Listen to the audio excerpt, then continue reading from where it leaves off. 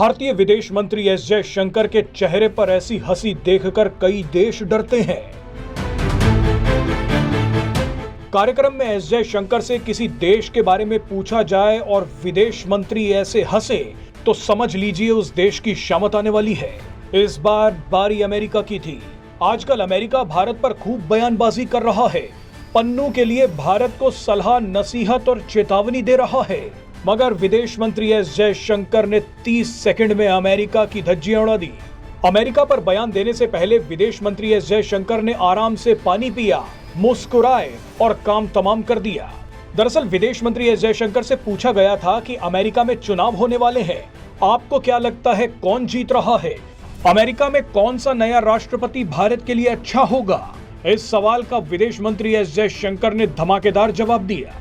विदेश मंत्री ने कहा कि हमारे लिए सब अच्छे हैं क्योंकि हमने ये एंश्योर किया है कि वो अच्छे रहें।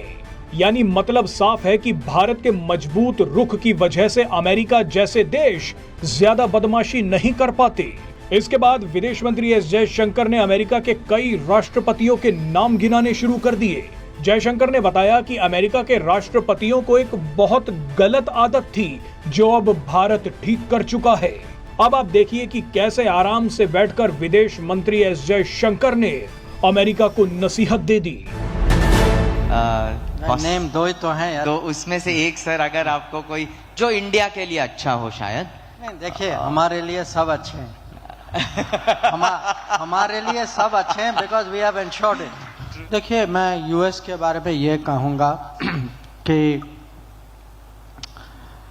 अगर आप थोड़ा इतिहास देखें, अभी बाइडेन हैं, उनके पहले ट्रंप थे, उनके पहले ओबामा थे दो टर्म के लिए, उनके पहले जॉर्ज डब्ल्यू बुश थे, उनके पहले क्लिंटन थे।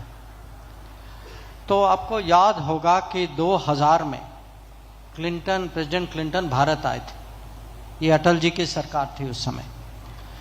अब उस विजिट का महत्व ये था कि पहली बार किसी अमेरिकन प्रेसिडेंट ने अपने मन में ये नहीं कहा कि ये इंडिया पाकिस्तान दोनों को इक्वल ट्रीटमेंट देना चाहिए, जो उनकी आदत थी। हाँ, तब तक थी, बुरी आदत थी पर आदत थी। आदत सही है, सही बात है। तो अब क्या हुआ कि उसके बाद अगर आप देखें president 5 Clinton, Bush, Obama, Trump, Biden, 5 अलग प्रेसिडेंट, और अगर आप उनकी पर्सनालिटी देखें, पॉलिटिक्स देखें, माने they are really very different. But look at the relationship with India. Relation with each president, actually relationship has grown. So what does that mean?